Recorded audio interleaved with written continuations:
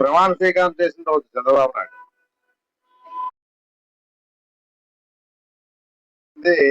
జగన్మోహన్ రెడ్డి గారు దాదాపుగా 2 ఏళ్ల పరిపాలనలో పరిస్థితి ఏమైనా కూడా ప్రజలు బాగా తెలిసిపోయారు.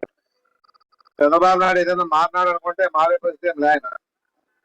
14 ఏదైతే హామీలు ఇచ్చి ప్రజలు మోసం చేశాడో ఈసారి కూడా హామీలు ఇచ్చి మోసం చేసే పరిస్థితి కూడా రాష్ట్రంలో బాగా ఏదున్నా కూడా ఆయన ఎప్పుడు కూడా మాట మీద నిలబడే పరిస్థితి లేదు. రాజశేఖర్ గారు చెప్తా ఉంది, నిజాలు చెప్తే చంద్రబాబు నాయుడు తల 1000 ముక్కలు అవుతా అని చెప్పేసి చెప్తా ఉన్నారు అసెంబ్లీలో. అబద్ధాలు చెప్పుకుంటుంటేనే ఆయన అన్ని విధాలుగా ముందు పోతాడేమో కానీ నిజాలు చెప్తే మాత్రం ఆయన ఇంటి పరిస్థితుల్లో బతికే పరిస్థితే లేదని చెప్పేసి కూడా చెప్పడం జరుగుతా ఉంది. అందుకే ఈ రోజు అంతా ప్రజలు గమనించాలని చెప్పేసి చెప్పడం జరుగుతా ఉంది. సూపర్ 6 చెప్పాడు. ఇంకా సూపర్ 6 అంటే అన్ని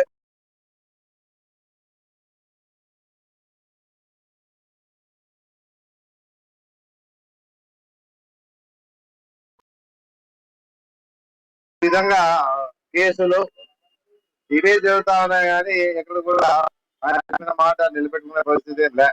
ఎందుకంటే అరాజకాలు సృష్టిస్తే భయపడతారు. ఇక ముందు కూడా ఎవరు కూడా వైఎస్ఆర్ పార్టీలో ఉండే పరిస్థితి లేదు.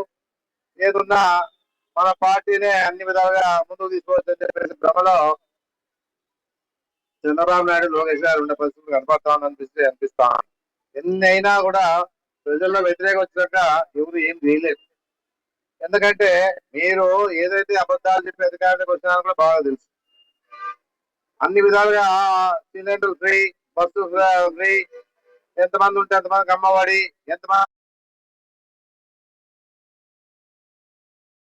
రైతులకు 20,000 ఇస్తాం, 50,000 పెన్షన్లు ఇస్తామంటే ఎవరైనా నమ్మాల్సి వస్తుంది. చేస్తారేమో చేసి ఆశపడే పరిస్థితి ప్రజలకు ఉంది. ఎందుకంటే పేదరికంలో ఉంటారు కాబట్టి పేదతనమే బలహీనతగా బాగా తెలిసిపోతుంది చంద్రబాబు నాయుడు కాబట్టి ఇవన్నీ హామీలు ఇస్తే మన వైపు వస్తుందని చెప్పేసి ఈ విధంగా రైతులు కూడా మోసం చేశారు. ల్యాండ్ టైటిల్ మీద ప్రచారాలు చేసి మోసం చేశారు. ఏమున్నా కూడా ఇవన్నీ కూడా చంద్రబాబు నాయుడు బాగా మొదటి నుంచి అనుభవం కాబట్టి ఇక రామారావునే వెన్నుపోటు పట్టుకోవడానికి ఏదేం లెక్క అని చెప్పేసి కూడా ప్రజలు ఆలోచన చేయాలని చెప్పేసి జరుగుతారు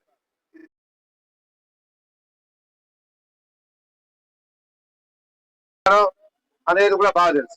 హామీల్లో రైతులకి 50 రూపాయలకి కరెంట్ ఇచ్చినారు, 2 రూపాయలు కిలో బియ్యాన్ని ఇచ్చినారు. ఆయన చనిపోయిన తర్వాత చంద్రబాబు నాయుడు ఏమన్నా గుర్తుండే పనులు చేసినా అంటే ఏమి చేయలే.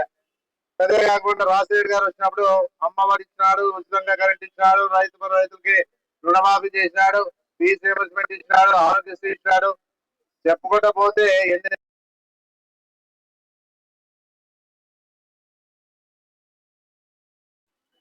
జగన్మోహన్ రెడ్డికి అధికారులు వచ్చినప్పుడు బాగా తెలుసు అందరూ కూడా. అమ్మఒడి కార్యక్రమాన్ని పెట్టినాడు, విద్యా దీవెన పెట్టినాడు, విద్యా వసతి పెట్టినాడు, గాలిలు తీసుకొచ్చినాడు, 4 నెలల కింద స్కూల్ బాగా చేసినాడు, నాన్ వేస్తం ఇచ్చినాడు.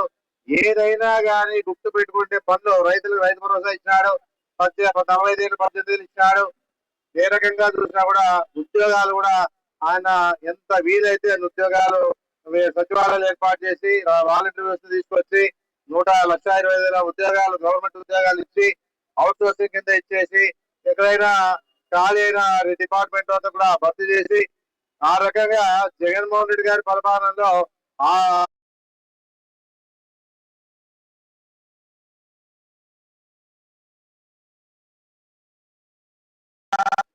కరోనా ఎంతమంది చనిపోతా ఉన్నారో అది భగవాన్ తెలుసు. ఏదన్నా కూడా ఈ రకంగా ఈ రోజు ఈ ప్రభుత్వం ఏ విధంగా మోసాలు చేస్తా ఉన్నాయని చెప్పే విషయంలోనే జగన్ గారు ఇదే 3 కార్యక్రమాలు పెట్టారు. 4వ తారీఖు అధికారం వచ్చినప్పుడు ఒక కార్యక్రమాన్ని పెట్టారు. అలా మన పార్టీ తరఫున అందరూ పిలిపించుకొని మనం టేబుల్ రౌండ్ టేబుల్ సమావేశం ఏర్పాటు చేసి ఆ కార్యక్రమాన్ని చేశాం. ఇక 3వ విడతలో ఇక పెద్ద ఎత్తున కార్యక్రమాలు చేసి ప్రజలకు తెలియజేసే విధంగా మన కార్యక్రమాలు కూడా ఎందుకంటే ఆయన చేసింది వెన్నపోటు కార్యక్రమానికి నిరసనగా ఈ రోజు కార్యక్రమం చేస్తా ఉన్నారని చెప్పేసి కూడా అందరు తెలియజేసేదానికి ఇవన్నీ కూడా తెలుసు. ప్రజలకు తెలియదు కాదు, ప్రజలకు బాగా తెలుసు. ఏమి ఈ మెగా డిఎస్సీ చూస్తామని ఇప్పుడే చెప్పినారు మా డాక్టర్ గారు. మెగా డిఎస్సీ కాదు, అది మెగా డిఎస్సీ. ఎందుకంటే బాగా కష్టపడి చదువుకున్న వాళ్ళకి ఈ రోజు స్పోర్ట్స్ కోటా కింద మెరిట్ వచ్చిన వాళ్ళందరూ కూడా తీసేసి వాళ్ళకి ఇస్తా అంటే ఇంతకింటే దిగజారడం రాష్ట్రంలో ఉందని చెప్పేసి అడుగుతా ఉన్నాను. 17 కాలేజీలు చేసే ఘనత చంద్రబాబు నాయుడు అని చెప్పేసి నేను చెప్పడం జరుగుతుంది. ఈ విధంగా ఈ రోజు ఈ పరిపాలన నడుస్తా ఉంది. ఇదే 2 ఏళ్లలో కంప్లీట్ అయిపోవడం, మెడికల్ కాలేజ్ స్టార్ట్ అయిపోయి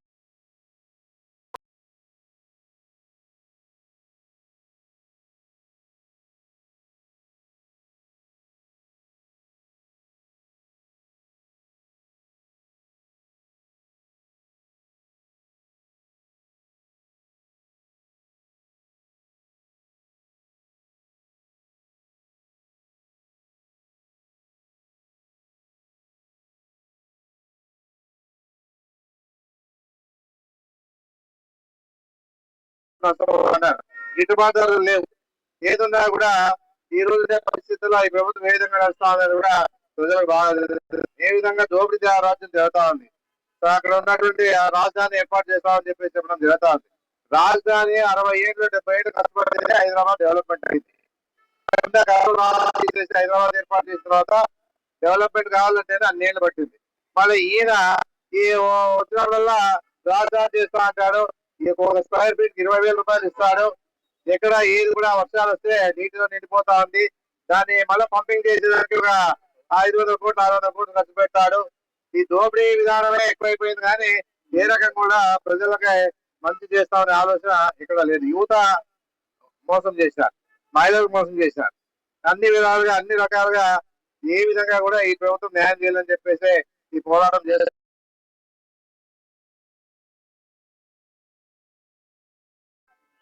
మళ్ళా దాదాపు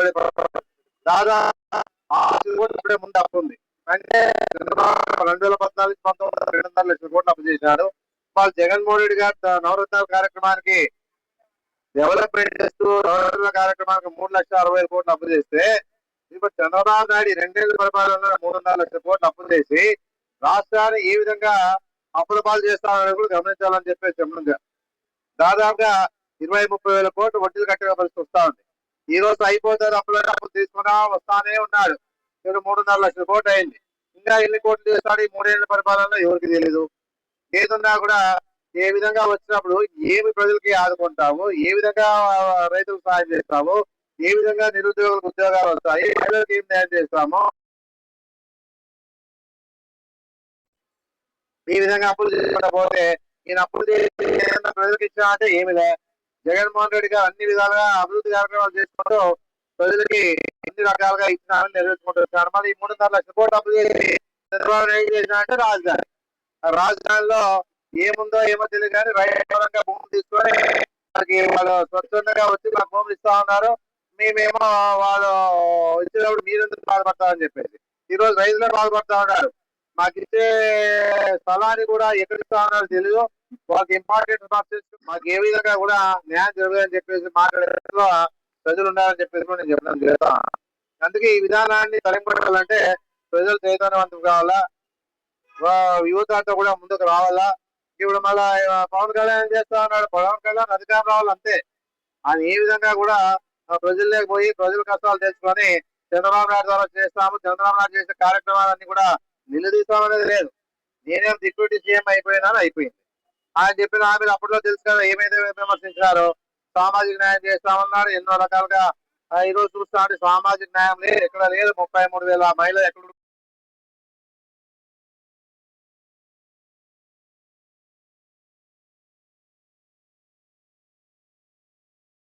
మిమ్మల్ని అధికారం ఉంది, పైన ఉంది, కింద ఉంది. ఏదున్నా చేయండి, సాయం చేయండి, సహకారం ఇవ్వండి. ఆ 33 మందిని తీసుకొచ్చి అందరు ప్రజలు చూపియండి. వాళ్ళు జగన్ రెడ్డి పరిపాలన జరిగిందని చెప్పుకునేదానికి మీకే బాగుంటుంది. ఏమీ లేదు, ఊరికి అబద్ధాలతో అధికారానికి వచ్చే ప్రయత్నాలు తప్ప ఏమీ కాదు చేత. ఎందుకంటే రాజకీయం అనేది ఆశామాషి కాదు. ఏదున్నా కూడా రాజకీయాల్లో ఉన్న వాళ్ళు రాజకీయ పరంగా ఏదైనా కానీ అనుభవంతో ఉన్న వాళ్ళే రాజకీయాల్లో ఉంటే ఏదైనా సాయం చేస్తారు కానీ ఏమి సినిమాలో 3 గంటలు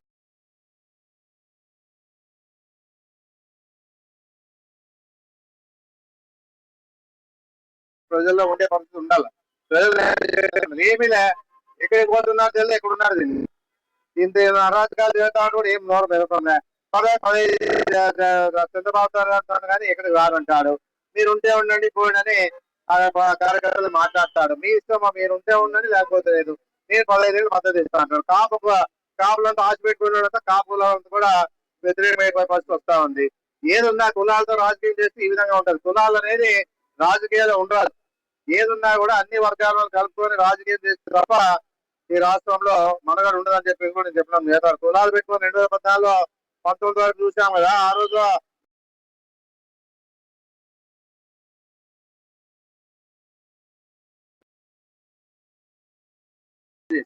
BJP, Telugu Desam party, Janasena party కలిసి అది న్యాయంగా గెలిచారంటే కూడా అది గడువు లేదు.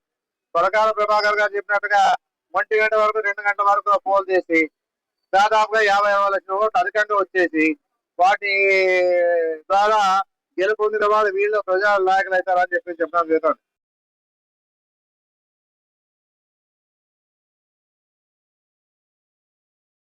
అందుకే ఏదున్నా కూడా ఈ విధంగా ఈ విధానంతో పోతున్నారు కాబట్టి నిరసన తెలియజేసే గ్రామాల నుంచి వచ్చారు, టౌన్ లో నుంచి వచ్చారు, అభిమానులు, కార్యకర్తలు, నాయకులు అందరూ కలిసికట్టుగా ఈ రోజు పెద్ద ఎత్తున కార్యక్రమాలు తీసుకుంటూ ముందుకు పోతా ఉన్న పరిస్థితి మనం చూస్తా ఉన్నాం కూడా.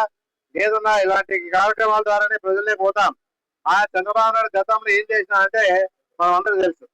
ఏమి చేయకపోయినా కూడా ఆయన ఈవీఎంల మీద ఏ విధంగా దీన్ని మనము మనగడ సాగిస్తని చెప్పేసి ఆలోచించాడు. ఎందుకంటే లోకల్ బాడీ ఎలక్షన్ కూడా వదిలేసినాడు. ఆయన దృష్టి అంతా కూడా 2024లో ఏ విధంగా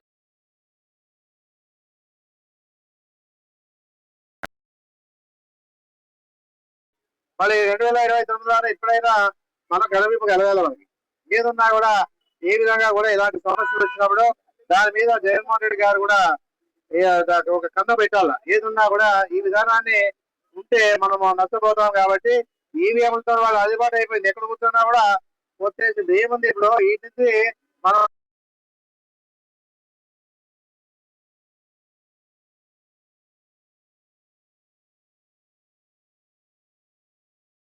దేశంలో ప్రపంచంలోనే ఎక్కడ కూడా ఈవీఎం లేవు. మన రాష్ట్రంలోనే మన దేశంలోనే ఈవీఎంలు ఉండేవి.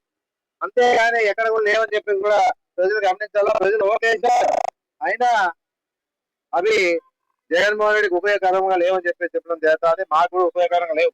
ఎందుకంటే మాకు వచ్చే 72,000 ఓట్లు వచ్చాయి. ఏ విధంగా కూడా 72,000 అభిమానుల పార్టీ మీద ఉంది. ఏదున్నా కూడా ఇంత అన్యాయంగా ఈ రోజు ఈ పరిపాలన జరుగుతా ఉంది. ఈ విధంగా మోసం చేస్తా ఉన్నారు. ప్రజలు గమనించుకోవాలా. ఏదున్నా కూడా ప్రజలు మా పేద బడుగు బలహీన వర్గాలకు చెప్తా ఉన్నాను, రైతులకు చెప్తా ఉన్నాను, యువతకు చెప్తా ఉన్నాను, అన్ని మహిళలు చెప్తా ఉన్నాను, అన్ని వర్గాల వాళ్ళు చెప్తా ఉన్నది ఈ ప్రభుత్వం గమనించండి. ఏదన్నా ఏ విధంగా తప్పులు చేస్తా ఉన్నారని కూడా ఆలోచించుకోండి. ఏదో జెండా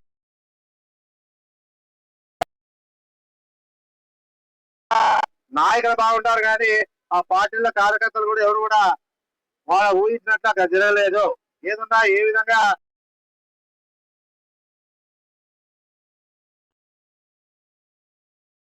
పోటీ పడిచినారో రామారావు గారిని గుర్తుపెట్టుకొని ఈ పార్టీని భూసాలు చేసేదానికి ప్రయత్నం చేయండి అని చెప్పేసి తెలుగుదేశం పార్టీని కూడా చెప్పడం చేస్తాం. ఎందుకంటే రామారావు పార్టీ కాదు ఇప్పుడు, చంద్రబాబు నాయుడు పార్టీ. ఉన్నా ఒకటి లేకపోయినా ఒకటి, ప్రజలు మేలు చేసే పార్టీ.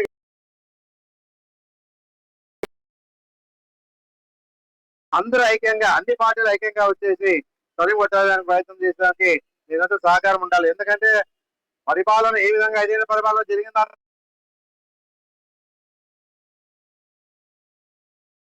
ఉంటే ఆ కార్యక్రమం ఆ పార్టీ తరిమికొట్టాలని చెప్పేసి ఈ అరాచకాల్ని ఈరోజు అరాచకాలు చేసేదానికి ఎవరు ఇచ్చినారు అధికారం అంటే ప్రజలే ఇచ్చారు. అత్యాచారాలు చేయండి, హత్యలు చేయండి, కేసులు పెట్టండి, దౌర్జన్యాలు చేయండి, ఏ విధంగా కూడా ప్రజలు న్యాయం చేస్తామని ఆలోచన లేకుండా ముందుకు పోతా ఉన్నాయంటే మీరిచ్చిన తీర్పుతోనే అధికారానికి వచ్చారు కాబట్టి ఆ అధికారాన్ని దించాలంటే మళ్ళా ప్రజాబలంతోనే జరుగుతుంది కానీ ఎవరికి సాధ్యం కాదని చెప్పేసి మనం తెలియజేసుకుంటూ జగన్మోహన్ రెడ్డి గారి మొండితనం ఉంది. ఆ మొండితనాన్ని ఎన్ని కష్టాలు వచ్చినా కూడా ఎదుర్కొన్నామని చెప్పేసి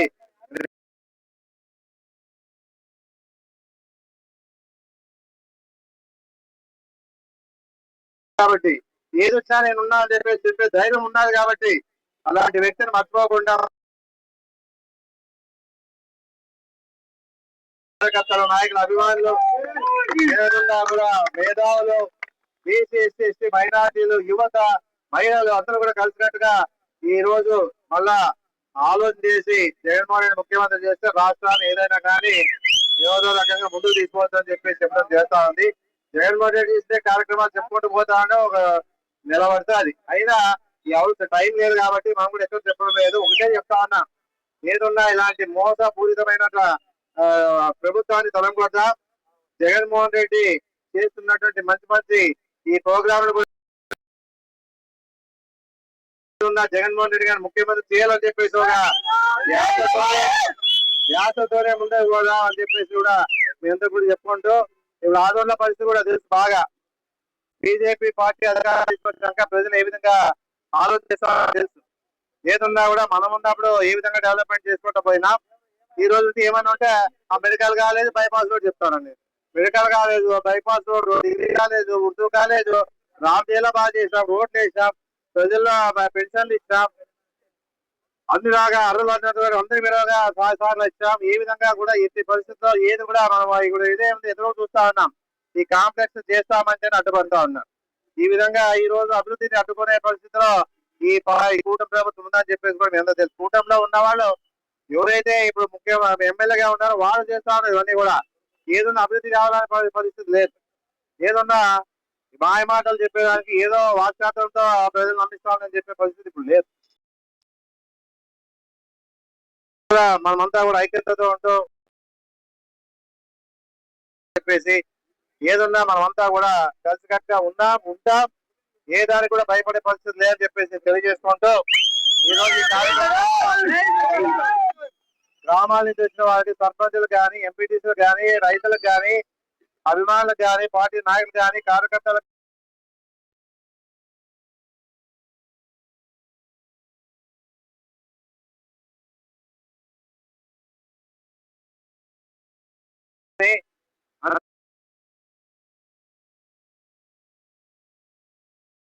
నా హృదయపూర్వక ధన్యవాదాలు తెలియజేస్తాను. నమస్కారం.